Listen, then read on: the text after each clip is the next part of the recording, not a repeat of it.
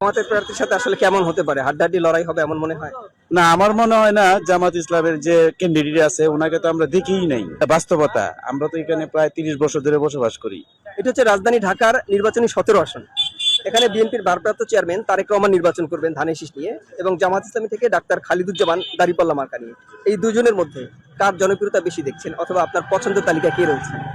আমার পছন্দের তালিকা বাংলাদেশ জাতীয়তাবাদী দল বিএনপির ভারপ্রাপ্ত চেয়ারম্যান জনাব তারেক রহমান। ওনা দীর্ঘ 17 বছর দেশের বাইরে থেকে যে নির্যাতন ভোগ করেছেন, আর বর্তমান তারেক রহমান একজন আধুনিক তারেক রহমান আমরা দেখতে পাচ্ছি ওনার মাঝে। আশা করছি ওনা এই আসনে বিপুল ভোটে বিজয়ী হবেন। জামাতের প্রার্থীর সাথে আসলে কেমন হতে পারে? হাড্ডাহাড্ডি লড়াই হবে এমন মনে হয়? না, আমার মনে হয় না। জামাত ইসলামের যে ক্যান্ডিডেট আছে ওনাকে তো আমরা দেখিই নাই। যেটা বাস্তবতা, আমরা তো এখানে প্রায় 30 বছর ধরে বসবাস করি। হ্যাঁ, তো বর্তমানে যে ক্যান্ডিডেট ওনাকে আমরা চিনিও না। হয়তো শুনছেন?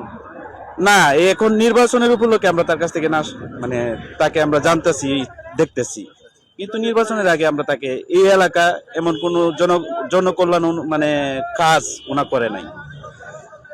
যেটা বাস্তবতা। পরিবারে ভোট কতগুলো আছে আপনার?